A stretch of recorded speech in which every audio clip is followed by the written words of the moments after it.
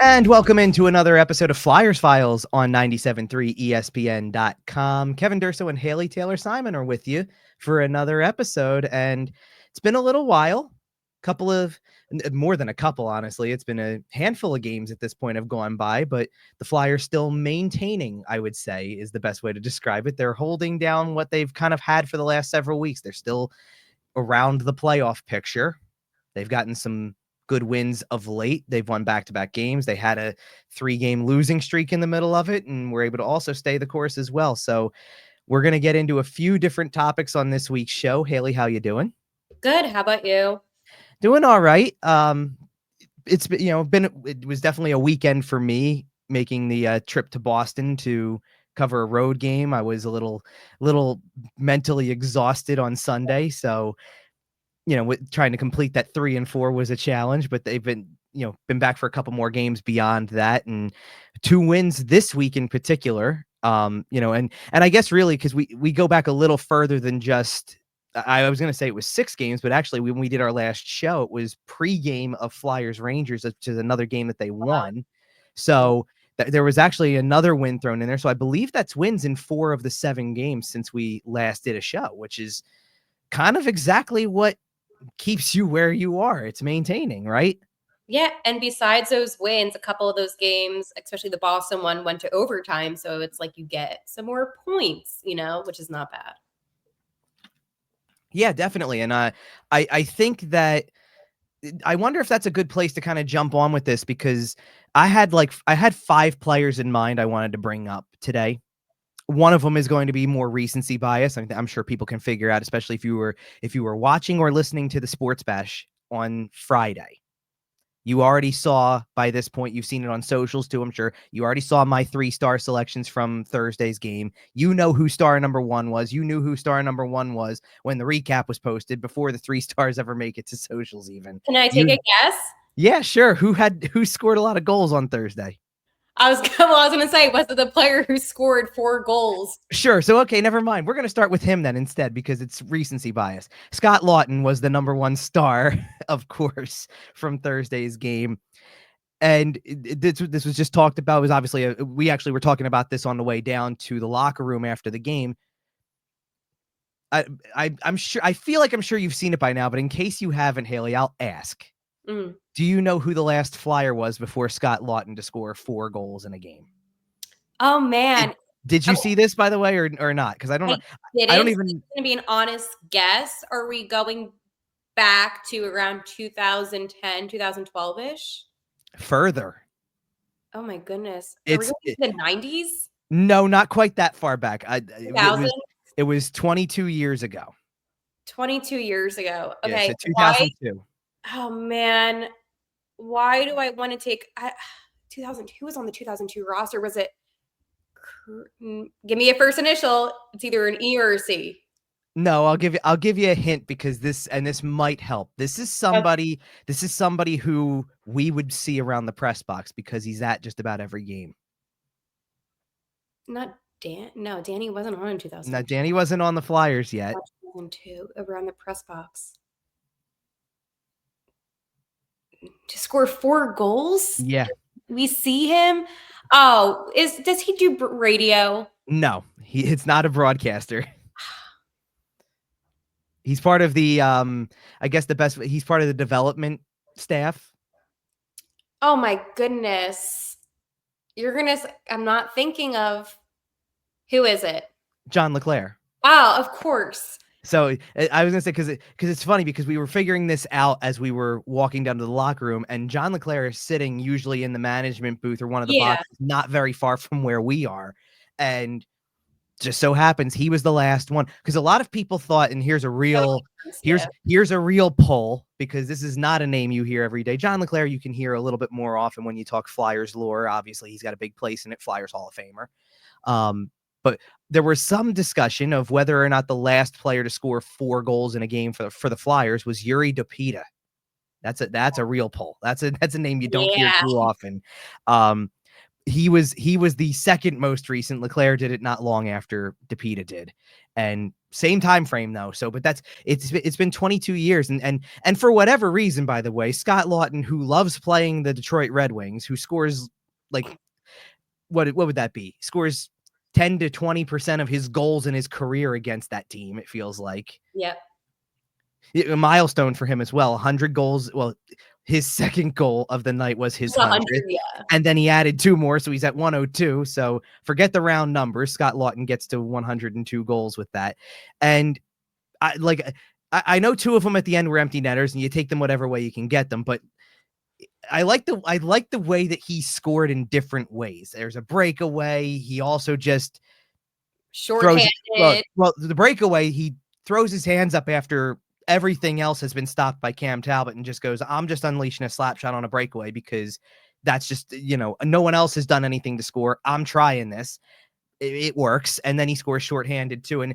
And shorthanded from a guy who he's had really good chemistry with killing penalties that has struggled lately. John Tortorella actually hinted at they met and possibly talked about breaking that pairing up on the penalty kill, but stuck with it because of the longevity that it has had over the course of the previous season. And it works out in this game. So exactly what you were kind of alluding to there. Yeah, the shorthanded goal, it's a big part of Scott Laughton's game, and connecting with Travis Konecny doesn't hurt either. No, especially when it comes to shorthanded goals. I feel like Travis Konecny is the definition of shorthanded goals for the Philadelphia Flyers. He really is. I mean, he's all over it usually, and it's interesting because I agree that the penalty kill as a whole has really struggled recently, but he's been a big part of that, and to see them make that impact in that game at that time, that it was, it's a 1-0 game. It's early third period. There's a lot that could happen there. That we're also talking about a team that over the course of the last several weeks has blown third period leads over the course of time. So that was setting up for that situation, and you take care of it the other way. So it's pretty big to help secure a win for you. It's funny because this is going to be a perfect transition because Konecny was one of the other players I had in mind to talk about, because Konecny and another very close friend of his on this roster got international recognition. And since we last did a show, and I think it's a big deal for the two of them because they really both kind of had to earn their way onto Team Canada's roster for 4 nations, and they did. Yep. And I know that we're hinting at Travis Sanheim, and he's had a really good season. Now, I want to address something about this too. I'm scrolling on Twitter, and somebody, I guess, looks at the roster for Team Canada. It's like a fan account, and they say, oh, I don't understand how Travis Sanheim's on here. He's slow, blah, blah, blah. Joel Farabee quotes the tweet and is like, "Have you watched a game? Watch a game." Yep, I've heard this 20 different times because, I think as soon as it happened, somebody sent it to me right away that, oh, Joel's getting feisty on Twitter.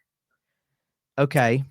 And by the way, right after doing that, played 2 or 3 of his best games. It was really funny actually that it had happened that way. But no, I mean, I know that people have this thing, Travis Sanheim's not a numbers darling or anything like that. He's not if you're gonna play all analyticals here, I don't think you're gonna be infatuated with him. But I don't think that's the full story. And everybody who has a role in that, in picking that roster, whether it's general managers, assistant general managers, everybody who prepped for this, for this roster, I think they all kind of came away with the same agreement that he earned his spot on the roster because he was playing that well. 100%. And the thing about Travis Sanheim's game is that he is a big physical body that's impactful on the ice. And I know that in the NHL, we glorify these two-way defensemen, but it's also okay just to have a guy that is solid on defense, and that is Travis Sanheim. Sure, is he the most impactful on offense? No. But he does a great job on defense, which I'm totally okay with. It's better than having somebody that's more offensive focused and can't handle the defense that well. And that's what we're seeing these days in the NHL. Everybody wants the two-way defenseman until it becomes a defensive issue. And not to continue on, but this season during training camp, Travis Sanheim, he looked like he put on weight, muscle, not like fat, but muscle weight.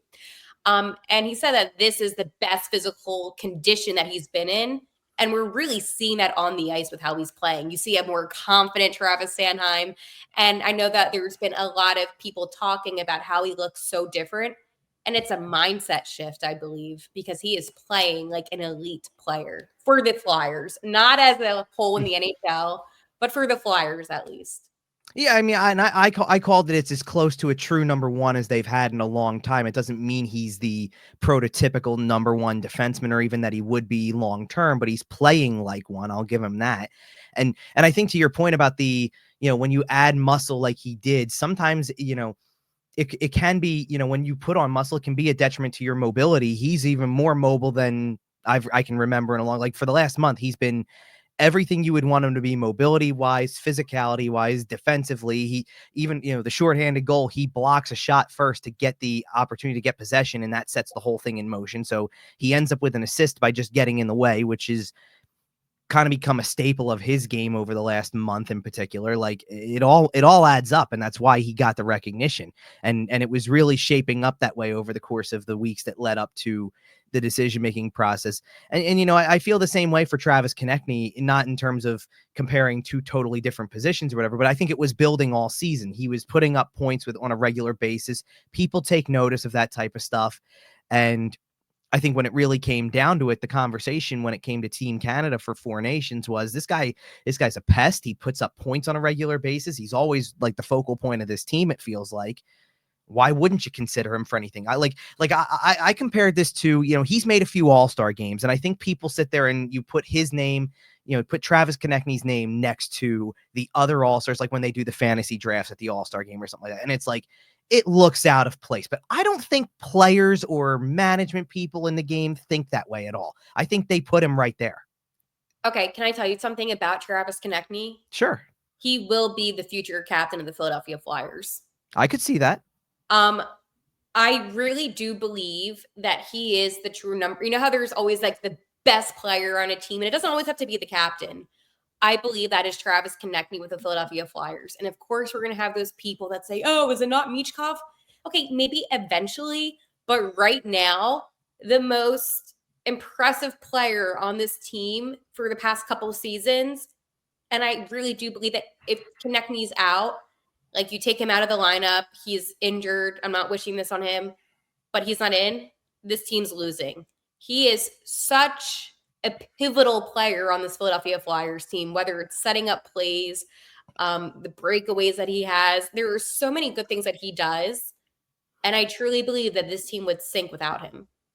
Well, and this is what I mean by like when I talk about how other people in the game would put him in the same category, like that he belongs with this group. Like I think it's just by association. The Flyers typically haven't been a very good team. They don't make the playoffs. Konechny's associated with that. He's Hey, not good. 2020 wasn't that long ago, Kevin. No, I know that, but like I think it's by association like that, and it's like I think if you asked the players who are on that Team Canada roster, does he belong? They all would say yes. Yeah, And he's tied for 13th in the league in points. Yeah. Like it's not like he's just getting like this is not a gift like like the guy on the worst team in the league still gets an all-star nod because they have to have a representative.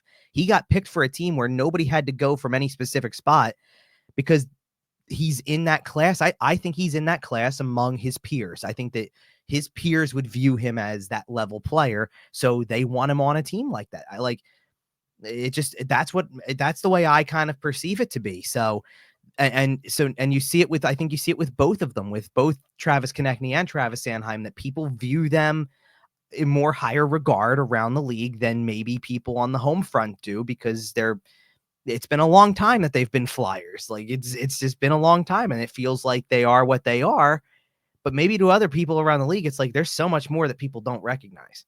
In a really weird way, I always thought that Travis Konecny, and again, like this is just how my mind works, could play and fit in well with the Florida Panthers.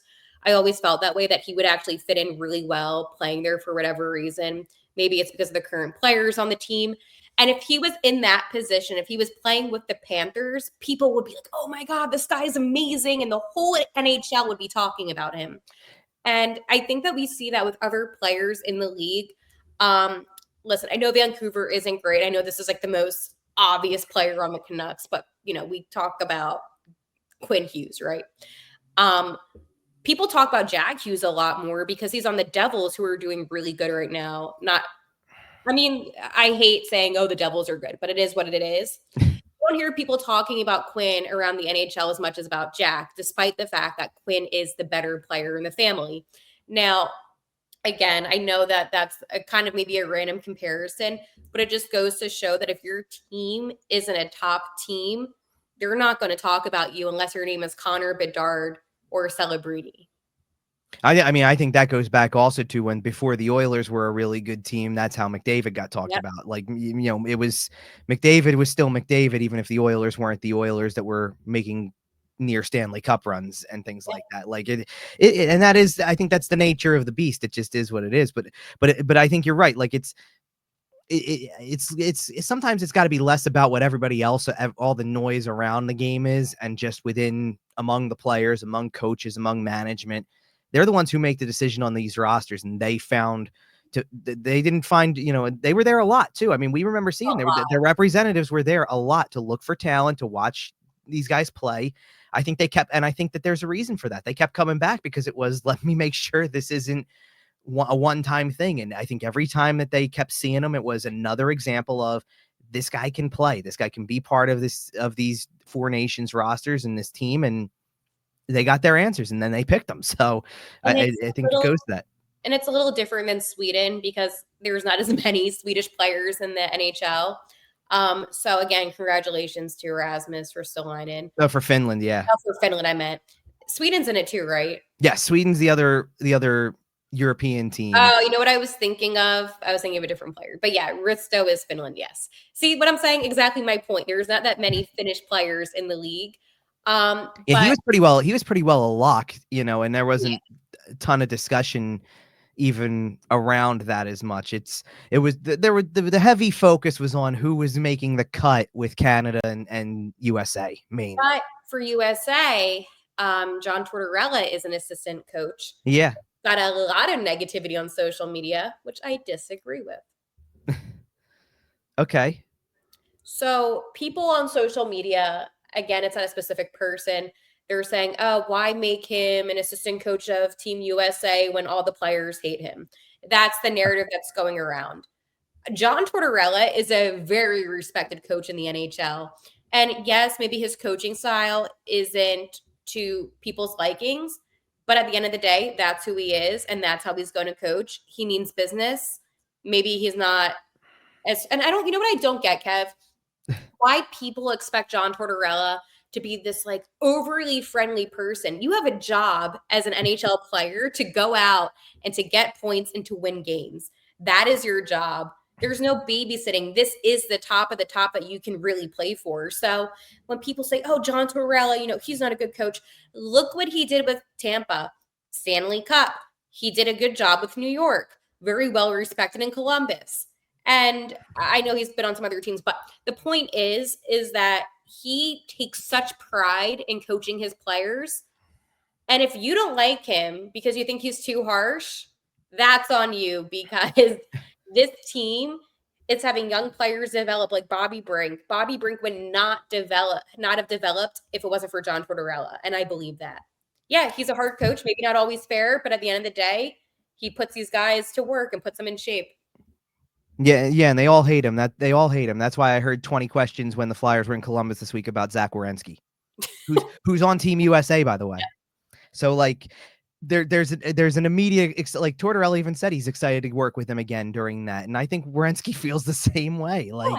It's a lazy narrative. I understand that not every player is gonna love him. I'm fully aware of that, but we've been down that road so many times before covering this team. I don't even need to revisit it. So let's go to our final two players instead, because we touched on the two players making Team Canada. That was one part of it. We obviously touched on Scott Laughton. The two players I have left to talk about do have something in common, but I don't know how I'm going to differ. Well, there's an easy difference. What's that? Are they both rookies? They are both rookies. Is it Kolosov and Michkov? Yes. That wasn't even the rookie thing. Was not even the similarity I was thinking of. It was that they're both, well, Kolosov's Belarusian, but you get the point. I kind of figured.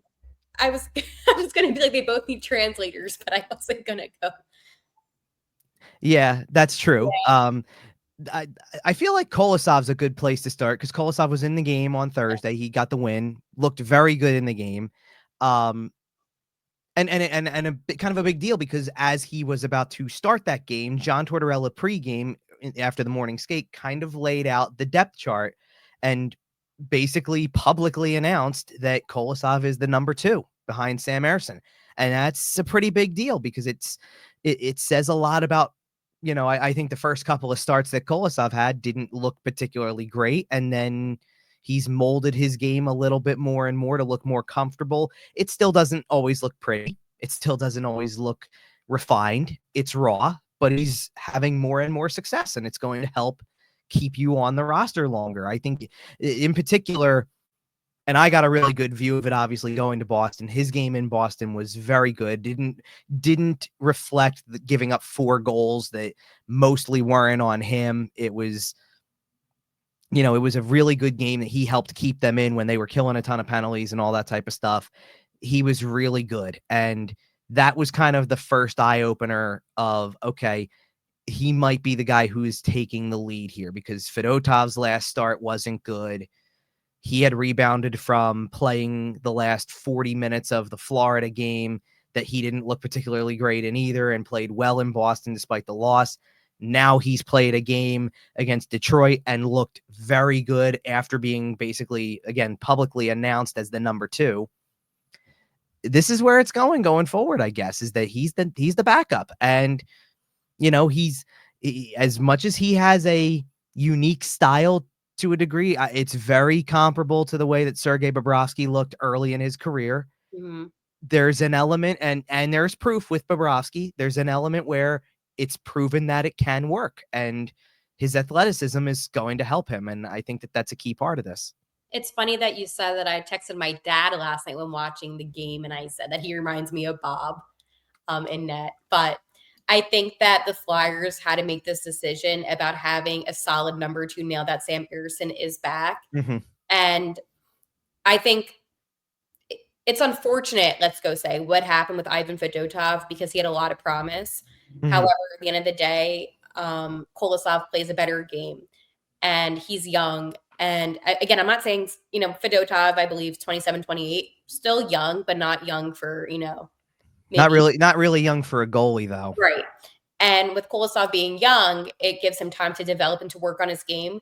But again, this is what a number 2 should do. They should be able to go in and give their starter a rest game and perform well and not have the team having to work extra, extra hard to make sure that, they're still on top of everything. And with the Flyers defense, I hate to say it, but you do have some players that are liability on the ice, and they're not going to always give you the coverage that you need. So I think with Kolosov having this role, it's a security in a sense of, okay, now we know what we need to work on. The team does. And again, it should give the team overall more confidence. Now there's not this question of, okay, who's going to be backing up Ersson? You know who is now. And I think for Fedotov also in this equation, having a third guy that you at least feel like can win you a game, He did very good in Tampa. Exactly. Like, and it's not like and he had a little bit of a stretch also where he had won like he basically outplayed Igor Shesterkin when the Rangers were in town. That was a big deal also. So like the fact that he can give you as a 3, whether he's a healthy scratch every single time out and still stays on the roster, or they eventually make the decision to probably put him on waivers and send him down, at least you have a guy like that ready and waiting in case something else happens, in case either Ersson gets hurt again or Kolosov goes down with something or something happens. It like by the end of last year, it felt like they didn't have another option. They were struggling to find a backup, and then they didn't have the third guy was not any good either. So let me ask you this. Do you think the Flyers will ever put Fedotov on waivers and send him down to Lehigh? I think eventually they will if there's nothing else to resolve the situation. Yeah. Here's the worst case scenario. Somebody picks him up. Something happens to either Ersson or Kolosov. Do you trust Cal Peterson? It depends on whether it's Cal Peterson or who else is down there. Etu Makaniemi's down there, I believe. But I don't I think mean, no, I would rather have Fedotov in that situation. Of right. course, So would it be more beneficial to just healthy scratch him every game? I think there's a way they can pass him through because of the contract, though. He's making more than a typical. Yeah. Well, I was going to say backup, but now we're talking third string goalie at this point. So it's I think the contract, especially at this stage of the season, probably benefits them to get him through and then keep him down there to work and whatever. And so I think that that's going to be the direction where it'll go. And to be honest, as much as everything seems to be Sam Harrison's fully good to go and everything's looking good, I want to see it for more than a week too. I mean, we got that last time, so we'll see. He didn't look great in either game he's played so far. He looked okay, probably just shaking off some of the rust from not playing and getting back into things. He looked okay. For a game that didn't feature a whole lot of action. He did fine against Columbus. I'll say it that way. Like Yeah. there just wasn't a lot going on for him, and just unfortunate that he gave up 2 goals later in the third period that made that game a little more interesting than what it probably really was. But I just want to see if he can kind of can stay out there for longer than that first couple of games back, just to make sure that you don't need the other two on a regular basis. But I think it was becoming clearer and clearer with the Boston game, especially now with the Detroit game, even after they made that announcement. Kolosov really put himself in the position, and now that's going to be his spot. And I'm curious how they utilize him going forward. I have a guess that Kolosov's getting the other game in Detroit because he already faced Detroit now. In the same way, I think Harrison's getting Columbus next week. In the same way that I think that whoever I'll guess Sam Harrison on this one too.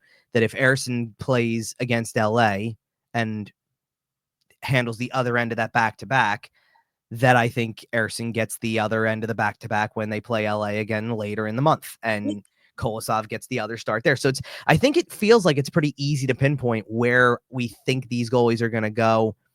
And in Fedotov's case, just keep working at things and keep yourself ready just in case, because you never know. I mean, when he finally did start that game in Tampa, that he ultimately got the win, it was his first NHL win.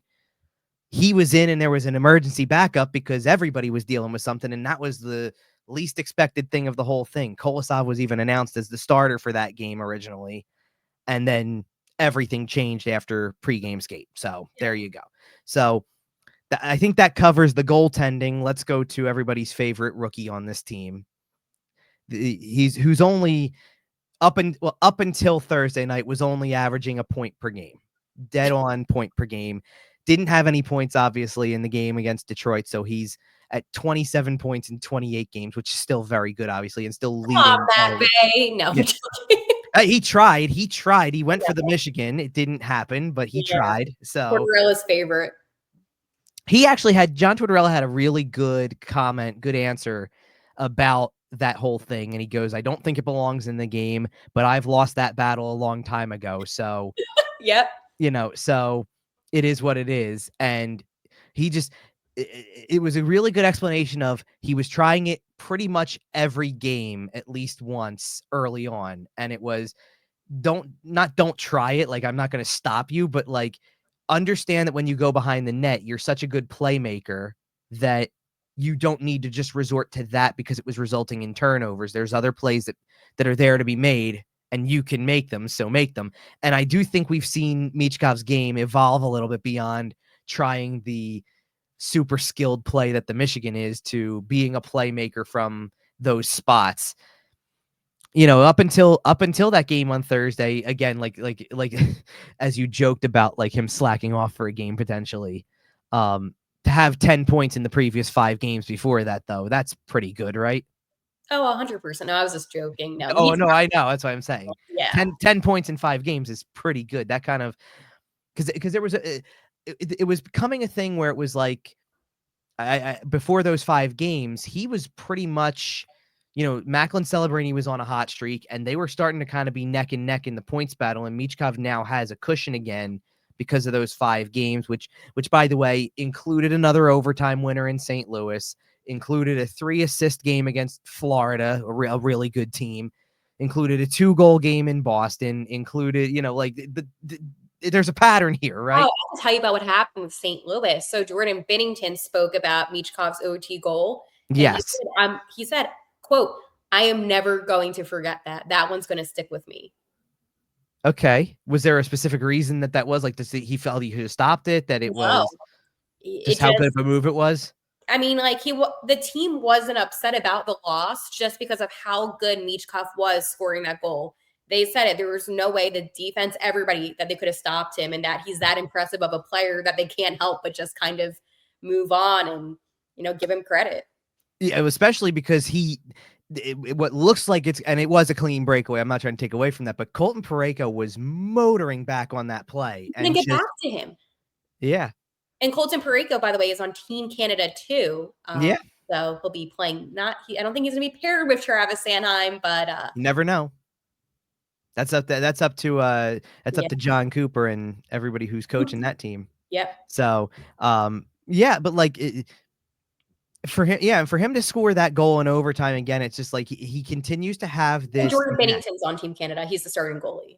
that too. Yeah, that I too. forgot that's why that meant something significant, not just because it was the Blues, but because of Right. who he is. But it's another one of those meet the moment situations for him, and he just turned 20 this week. Yep. So at the time, he's still a teenager when he scores his third overtime goal. He joined a list. Like, we started this show with the 4-goal game thing, how long it's been since a Flyer had scored 4 goals in a game, and that's a rare enough list. Michkov scoring 3 OT winners before his 20th birthday as a rookie joins a list of 3 other players that are all, I don't know, pretty good. Sidney Crosby, Ilya Kovalchuk, Rick Nash. Those are 3 pretty good names to join Yeah, our list. I guess, yeah. Like That it just was, and it was one of those things because obviously, like, this was a game, like, for us, this was not a travel situation or anything like that. So I'm watching it at home as he scores another overtime winner in St. Louis, and I'm just going, like, you're kidding, right? Like, it feels like every time, and he didn't even realize, I think, that he had scored at first. I think he didn't pick took him up a on it. second. Got up after going into the boards, looked over, I think saw the official still signaling, yes, it's a goal. And that was when it hit him. And it's like, okay, he's had himself a week for sure. Well, actually closer to 2 weeks with this, the way it's going, but Yeah. he's had himself a really good stretch here to start December. And we'll see where it goes. It's lining up to be potentially one of the better rookie seasons the Flyers have ever seen in franchise history. And this is everything that he was promised to be and more. Yeah. So, I mean, there's not a word to describe how exhilarating, exciting it is to watch Matvei Michkov on the ice. I said we're going to run out of words for him by Yeah. February. And it's true, because how else do you describe what you're seeing? I mean, he was the first rookie to 10 points, first rookie to 25 plus points. Like, he's going to, I'm telling you, he is going to change Flyers hockey. He already has been changing Flyers hockey, but give him, people say when you grow up, what do you want to do in 5 years from now? Yeah. Imagine Philadelphia 5 years from now with all the other It's a talent that they good have point. developed, and Mhm. what Matvei Michkov will do. He's only going to get better because he's still so young. That, I think, is exactly what is crazy about it is that he's everything that came as advertised, and he's only going to get better. He already is getting better because of the adjustment process kind of taking its course. He is more comfortable now than he would have been in October. Like, it all lines up. And, does he, is he still going to have games where it's not great? Sure. As far That's as I'm concerned, well, right. He As games that he wasn't good in. exactly. And as far as I'm concerned, like, you just got one, right? You just got one against Detroit. He was not the best player on the ice in that game, but that doesn't mean that the next game he's not going to come out and play a team like Minnesota and now have a really good game. And Like, Minnesota is one of the best teams in the NHL right now. I'm just giving a heads up. oh, So, yeah, not to you, but to the viewers and sure. listeners, because I feel like Minnesota wasn't projected to be playing as well as they are, but they are one of the top producing teams in the league. So this is one of the top 3 teams in the NHL right now that the Flyers will be playing tomorrow. Well, and it's been like that all year because when they came into Philadelphia in October, they didn't have a regulation loss at the time that they played the Flyers, and that was their first regulation loss. They lost the game 7-5, and I believe I saw Michkov had 2 points in that game. Yep. That so he's got some experience against this team anyway to potentially score some goals or get some points, and that might put him right back on the track of point per game. We'll see. Could be one of those. Interestingly enough, as we were following along, Minnesota just lost a game to Edmonton on Thursday night, 7-1. So they're not going to be too happy about that going No. into their next game. So we'll see how that goes. But yeah, so that's pretty much where we're going to leave this one because we've caught up on a lot of different players. We've caught up to where we are with the schedule. Minnesota on Saturday, then a little bit of a unique break. The rest of December is a weird schedule, kind of, with the way that there's there's the built-in holiday break, obviously, but there's a lot of there's another break that the Flyers get that they don't typically get during a season. So 3 days off after they play Minnesota. They're back on the road against Detroit, home against the Kings. Somewhere in there, we will have another show in the middle of all of that. They play one more home game probably after our next show against Columbus. And then before you know it, it's off to the West Coast for them by the end of the month, because that's how it always goes, right? The post-holiday road trip. Yep. Out west. So Yes, out west, which means, well, you know what? I was going to say late starts, but they're not really late starts. They're no. more afternoon games in California. So Yeah, which is cool for us here in the it's East cool Coast. for us. It's Yeah. normal time for us. 8 o'clock on one of them, 4 o'clock on another. I can live with that. Love the 4 o'clock puck drop. So Yeah. sounds good. Yeah. So that's going to do it for Flyers Files. For Haley Taylor Simon, I'm Kevin Durso. Thanks for watching.